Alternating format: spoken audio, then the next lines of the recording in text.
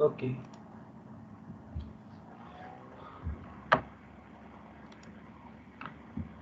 So today we are going to start the new topic in which we will discuss about the linear and the logistic regression.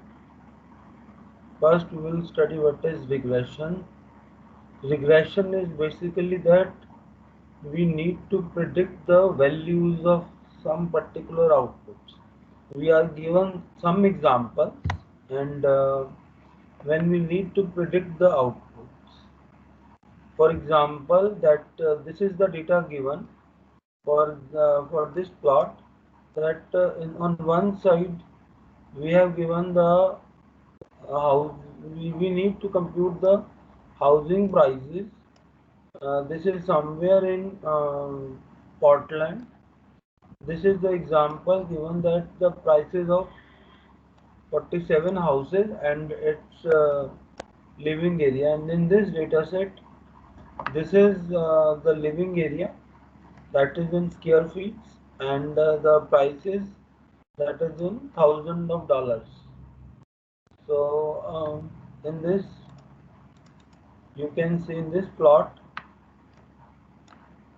uh, this is the output given that for particular input for say 1,000 square feet house somewhere in Portland, it is of say approximately $170,000, isn't it?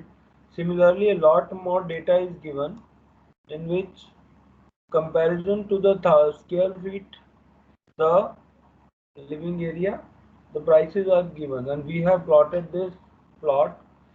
So this is say 2,400 square feet. The price is $369,000. 3,000 square feet, some $540,000. So when this is plotted, this one is given.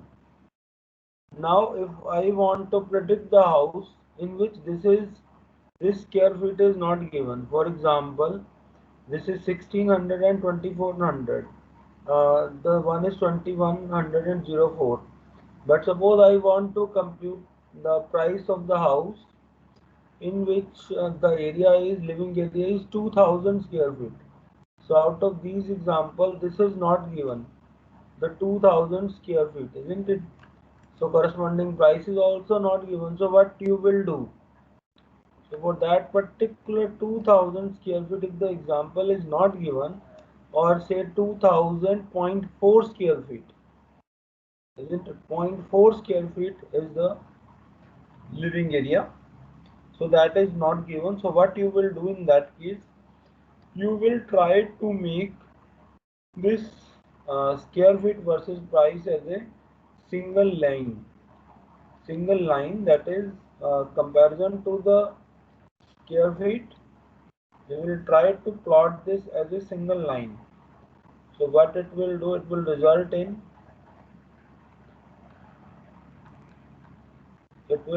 in some that you are providing that mm, uh, this single line, when you provide the square feet, it will result, you will compute the price by in a way by plotting the corresponding line, isn't it? Corresponding to the horizontal, you will check the vertical value in a way that you will plot this living area as a price as the horizontal, sorry, line between them, isn't it? That is basically the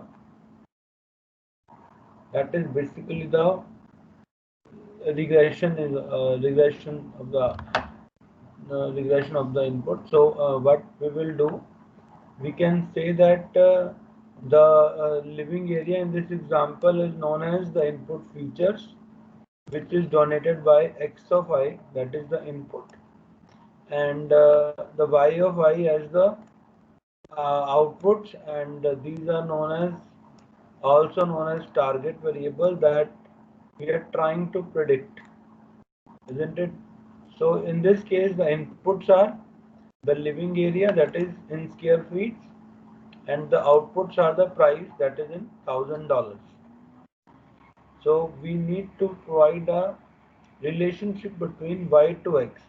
So in this case, this is a linear relationship, So that's why I said we will plot a line, isn't it? So that it's a linear relationship between y and x.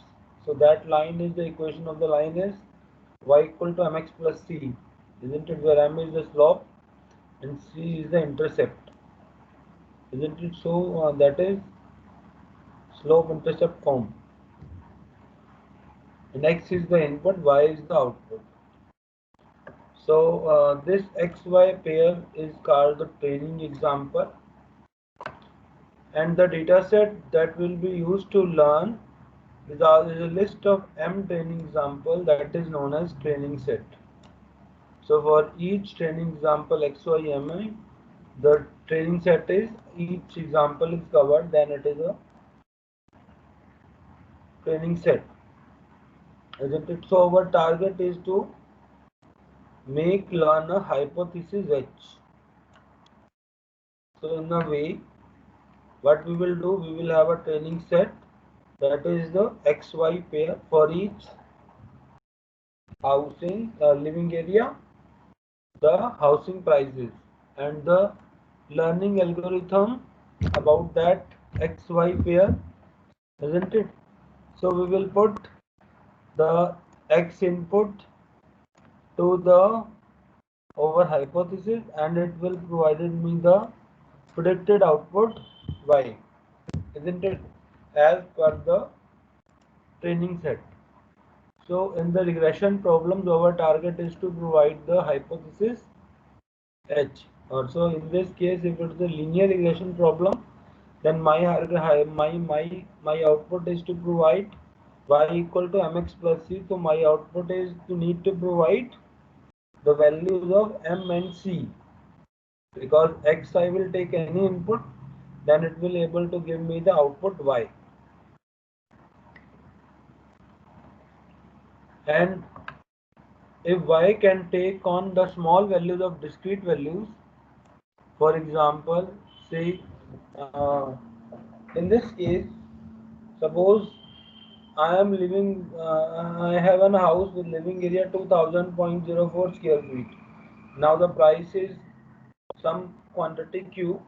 Then on the basis of this, if you decide whether the buyer will purchase the house, if it is purchased, then it is yes, or if it don't purchase, then it is no. Isn't it? If yes, no kind of things are there, it means class kind of thing is there, then this is the card, then this is the classification problem. So you must be learn about what is a regression problem and what is a classification problem. Things will remain the same, but in the case of classification problems, the output is that the hypothesis provide me the output class, that is yes or no. Whereas in the case of regression, the output will be provided in the form of real numbers, that is R. We will see in more detail. Now in this case, we have used only the living area and the price. Now that may not be able to provide me the exact output. So in that case, we need to include more number of inputs. Say another input we will consider the number of bedrooms. So in that case, now we are having the two inputs. One is x1, other one is x2. x1 indicates the living area and x2 indicates the number of bedrooms. So with this way, the input features are increased so that reliability on my output would be more increased, because we will see here later on that how it will increase my reliability. So in this case, my hypothesis is that it means that I need to provide x1 and x2, and I need to provide the outputs in three form, that is theta 0, theta 1, theta 2. I need to compute this. So this output y is as a linear function of x. Whereas in my previous case, I have the only one single input x1 as living area. So that living area is in square feet. So this my hypothesis in the previous case is that is theta 0 plus theta 1 x1. Only this one. Now I have introduced one more feature, that is the bedroom. So I have introduced my hypothesis as theta 0 plus theta 1 x1 plus theta 2 x2. Whereas in my previous case I will write y equal to mx plus c. That's a linear line, isn't it? Now that may not result in accurate output, to may have the more integrity of my system to my output, then I will introduce more number of features. Then when more number of features are introduced, then I have written the hypothesis as theta 0 plus theta 1 x1 plus theta 2 x2. Now my target is to compute the values of theta 0, theta 1, theta 2 by using the values given in table in this way. Now I need to train the algorithm that we have shown here, that we will provide x1, x2, and my hypothesis would learn that is theta 0, theta 1, theta 2 values. On the basis of this, it will provide me output y. So this is the general term written for two inputs. Now this number of inputs could be n, isn't it? So the hypothesis in that case is summation I from 0 to n theta I xi, or in this case the theta first term is theta 0 x0, and we have set the x0 equal to 1. If you expand this summation I equal to 0, so that is theta 0 x0. So if x0 is set to 1, then this is an intercept term, that will result in theta 0. When when I is 1, so it is theta 1 x1, then I is 2, theta 2 x2, I is 3, theta 3 x3. So like this way it keep on increasing till theta n xn. In also in vector form, I will write this as theta transpose x. One vector is in column, and as a vector multiplication we will write theta transpose x. That is same thing as this summation theta I xi. So my target is in this case that to learn the values of theta 0, theta 1, theta 2, theta n. All these values need to learn in this hypothesis when we write this in general form. So how do we write these values? What we will do, we will compute the cost function. The cost function is the error function that we have used. Also in the previous cases we have used. Here we are going to use the cost function as the sum of square errors. We will take the errors, then square it out and sum it up to get the output as j theta, that is cost function is the error cost. So that cost would mean in my case what I will do, I need to minimize this cost function as much as possible so that my y is as close as output to the h theta. Or in other terms, if I will explain that h x is computed by using this function I01 to summation I from 0 to n theta I xi, and y is given by this table values, that is by the example in output. I will provide this x living area and this x and provide me y, so that y as close as possible to h theta by using this equation, then this cost function is minimum if h theta and y theta are close enough. If h theta and y are close enough, then this is my error. So this is my reduced error. The first algorithm I will use to do this is the least mean square algorithm. So in the least mean algorithm we want to choose theta as to minimize j theta.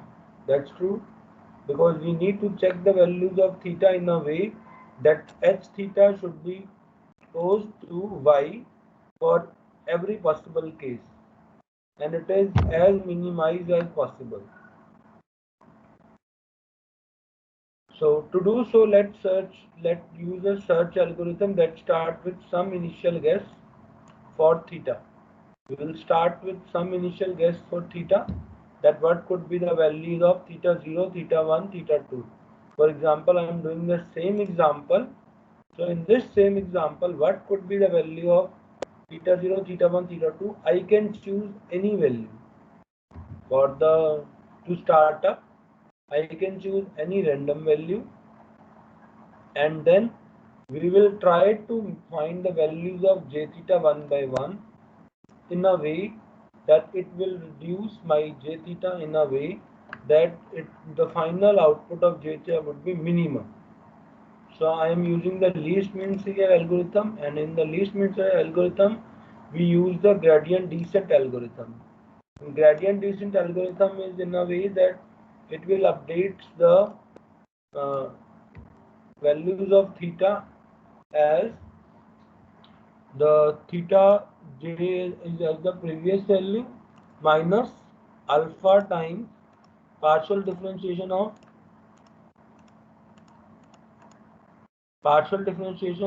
j theta with respect to theta. So this is the gradient descent algorithm.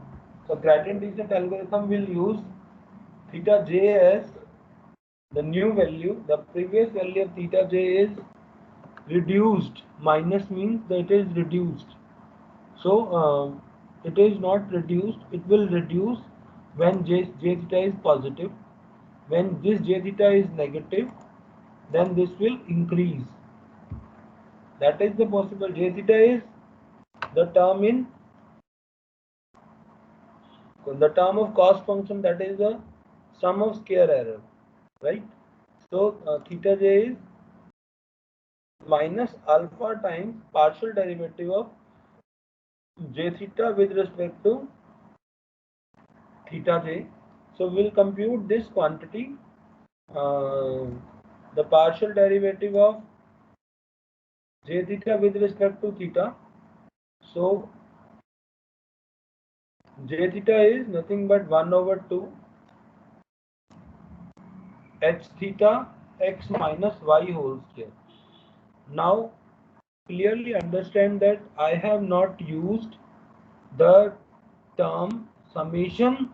J theta is summation from I equal to 0 to n, that we have used here, I equal to 1 to m h theta minus y theta, because this is shown ahead of this, because I am doing this differentiation for a particular value of theta j. So I am considering this summation for one value of theta j, it will exist. For rest all value it will be seized out, isn't it? For that value of theta j, and for each value of I it will exist. So whenever I use this summation, I will be checking for only one single value. So if I solve this, this would give me this h theta y minus partial derivative of h theta minus y minus h theta minus y with respect to theta j. You solve it, you will get that if you find the partial derivative of h theta minus y, h theta is summation I equal to 0 to n theta I xi. If you solve it, then this is with respect to theta j, so only the value with respect to theta j would be left, rest all values are seized out. So this will result me xj. So the partial derivative with respect to theta j with respect to the partial derivative of j theta with respect to theta j is nothing but h theta x minus y, that is the hypothesis value of input x minus the output y into the xj, that is the input. So I will use this to solve my update, because my update is theta j minus alpha times partial derivative of j theta, that is in that direction in which my steepest decrease of j is present, isn't it? So you got my point that in this case, what could be the partial derivative j theta is, that is x theta minus y into xj. So by using the LMS rule, we can update the variable as theta j plus alpha times y minus h theta x into xj, isn't it? Since this one is the negative minus alpha, so h and y are interchange here, so that is y minus h into xj into alpha will give you the new theta. This is very important, that whenever you apply the LMS update rule, you need to apply this formula to get the hypothesis value. Uh, this is the algorithm with the LMS, that you repeat until convergence, that theta j would be equal to theta j plus alpha times summation I equal to 1 to m y minus h theta into xj for every value of j. So I must suggest that you should write the rule. Whenever you search for the internet, you will get this output, you will get this training set. You search little bit over the internet and search about the data sets of the number of bedrooms versus prices, or living area versus prices in uh, somewhere in uh, you will search this data set, you will definitely get on the internet. So my humble suggestion is that you go search this data set and try to write a algorithm over it, and that algorithm will check this LMS updation rule, will do this updation rule to get me the outputs, isn't it? And this is the algorithm. Repeat until convergence means unless and until that error would be less than some value, or uh, the output is, you are satisfied that output is minimum, isn't it? When the change in error would not be there, then that is convergence point. You keep on doing this so that you can get the output. You must try this, and if you are not able to do this, still I suggest that you search some algorithm on the internet about the LMS rule and try to do that algorithm with this example, just for your namesake, that how the LMS rule is working with the linear regression. So how you can get, when you provide the input, how it will provide the output. This is known as batch descent, batch gradient descent. You simply search batch gradient descent algorithm, you will definitely get this code. So how it will work? It will start from one point, that is your random values of theta, and it keep on moving towards the point where you are having the minimum value. As shown in this figure, the minimum value is that the values of theta 1 and theta 2 is 25 and 25. Theta 1 is 25 and theta 2 is 25, that is the minimum value. So for that minimum value, you can start with any value, but this is just an example showing that how it is able to get the output. Your target is to get the outputs of theta 1 and theta 2 value.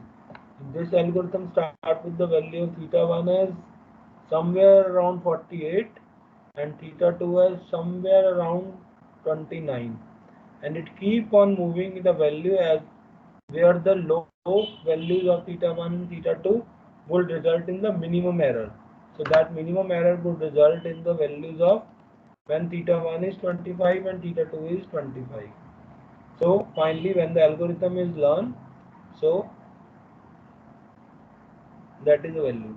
Now suppose in that previous case, that what I am showing that you must learn, then it is shown there that suppose it is the linear function that y equal to mx plus c, or if I write h theta as theta 0 plus theta 1x, then if you plot this, then theta 1 is computed to be, with the least mean square algorithm, it come out to be theta 1 is 71.27 and theta 0 is 71.27 and theta 1 as 0.1345.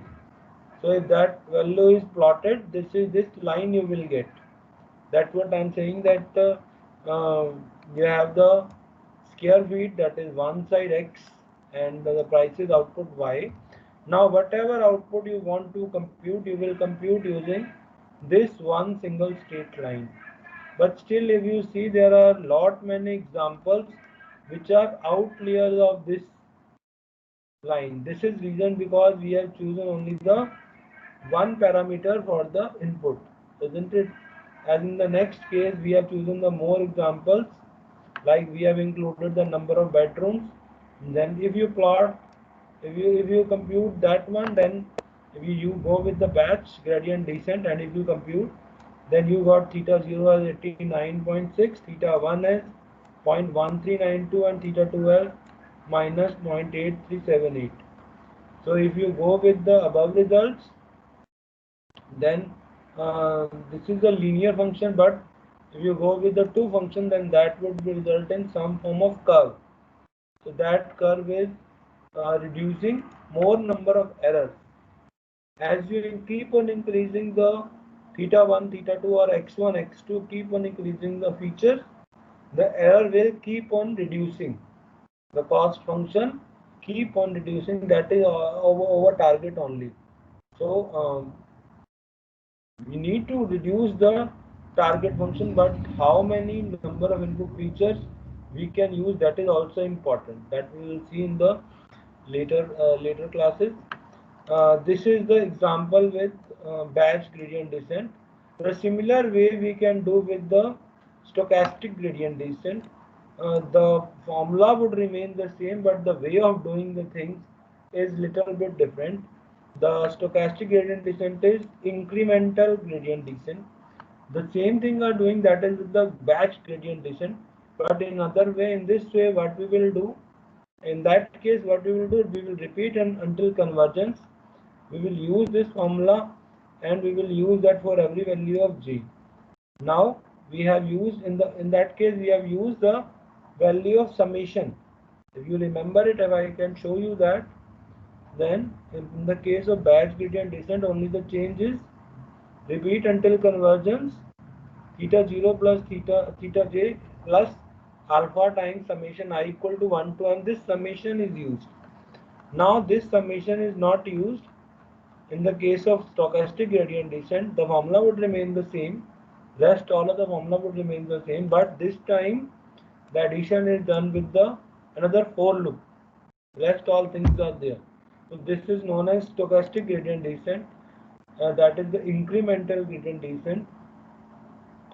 So whenever you do this one, then you will see that your stochastic gradient descents get theta close to the minimum much faster than batch gradient descent. You may get approximately the same result. Either you go with the batch gradient descent or you go with the stochastic gradient descent, but the stochastic gradient descent close to the minimum as fast as possible. It is much faster than batch gradient descent. So this is the only change you will have.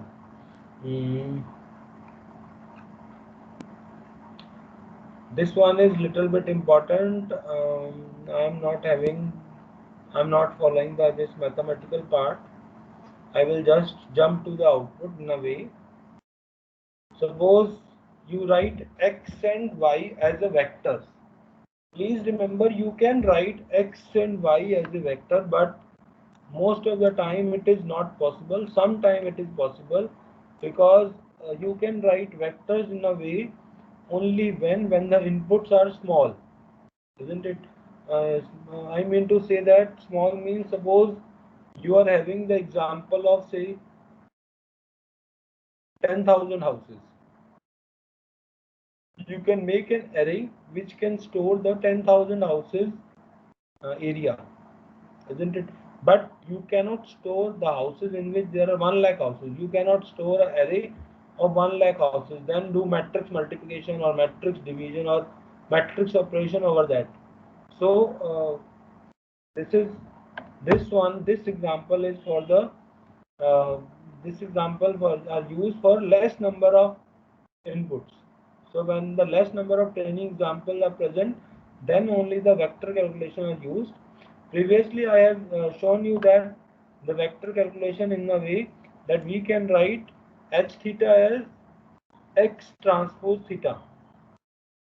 So my x theta is uh, uh, that is, this one is x1, x1 transpose, x2 transpose, or all the values of x1, x2 till xm.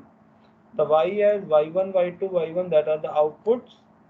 So I will write x transpose theta as x1 transpose theta, x m transpose theta, or x1, x2 transpose theta, or so on till xm transpose theta minus y as y1 minus y1, y2, y3, ym. All these values are in a vector. When you subtract this out, this one be h theta minus y, that is x1 transpose theta minus y1, x2 transpose theta minus y2, and so on, or I write as h transpose theta, h theta minus y. That is one and same thing. My target is to compute that the vector z in a way that I will compute this as j theta. The j theta is nothing but 1 over 2 h theta minus y whole square summation from I equal to 1 to n.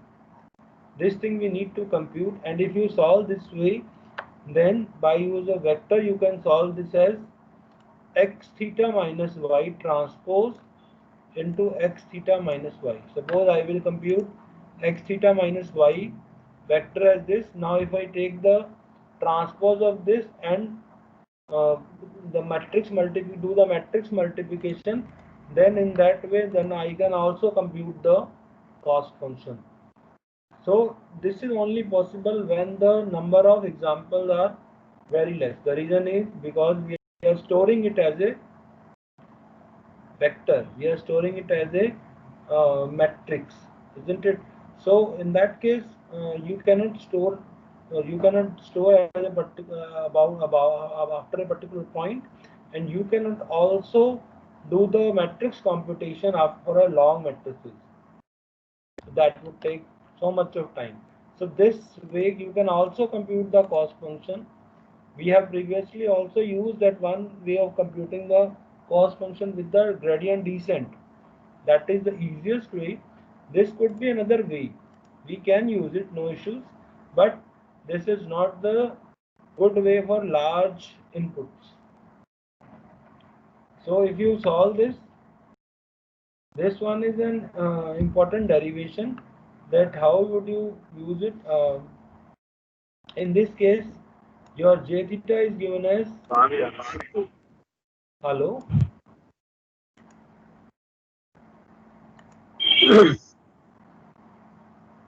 Anybody saying something?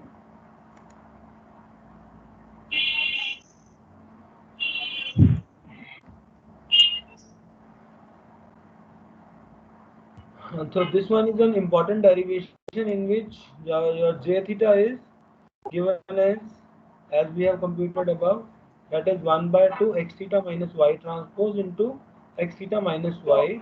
Now we are going to compute the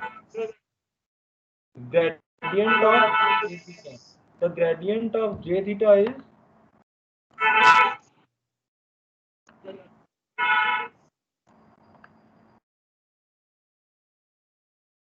The gradient of j theta is nothing but represented as the gradient theta. This would be same as if we write, we will use this as an theta transpose, that would be the minimum value of theta we need to compute. And when we set this gradient of j theta is equal to 0, then that would result in the minimum value. Let's see how. Our target is to reduce the cost function. We have computed the gradient. We will set this to 0 so that we can get the values of theta, which is providing me the minimum value of the cost function. And the cost function is the error between the output and the output provided by the hypothesis. So what we will do, we will write this as theta x theta minus y transpose into x theta minus y. If you multiply them, then you 1 by 2 is the constant taken out. Multiply them, you will get theta transpose x theta in the first term multiplied with the first term, then theta transpose x theta x into theta minus theta transpose means the first term multiply with the second term, then the second term multiply with the first term, that is y transpose x theta, and the second term multiply with the second term would result in y transpose y. Now if you want to compute its gradient, then in that case we can directly do this, but in this they have used with the trace. With trace it would be little bit easier, but if you want to compute directly, then also you can compute. There are no issues if you know little bit about the mathematics. For example, if you do for the first case, then x transpose x, then this gradient of theta means partial derivative with respect to theta. If you take it, it will result in one theta would be vanished out, so that is theta transpose x. Similarly, for the second case, uh, if you go for the partial derivative with respect to theta, then you will left with one more term, that is x transpose y, isn't it? And another term x transpose y. These two terms are combined out to get you minus 2x transpose y, and the another term x transpose theta is given by when you solve this y transpose y. This y transpose y is nothing but the function of h theta. If you compute this, then this is shown here, that how would you compute this? That if you put the values of y in terms of theta, that is y is minus x into theta.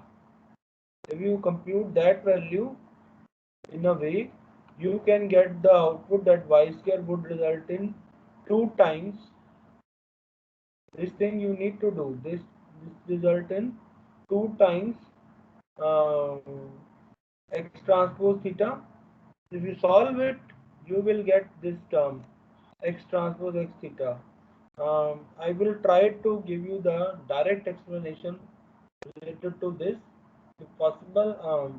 In this PDF it is not given, so we will try to do that. So this is very important, that your output would be x transpose x theta minus x transpose y. When you set this equal to 0, it means x transpose x theta equal to x transpose y. So for the minimum value of j theta, you need to remember this result, that if you are representing x and y in the form of matrix, then you can directly compute the values of theta. In this case, it is x transpose x inverse into x transpose y. So this is a very important result, in which if the input values are small enough, then by using this formula you can directly compute the values of theta, whereas in the case of gradient descent you go it to be 1 by 1. So with this we will stop here. If you have any doubts or any queries, you can ask.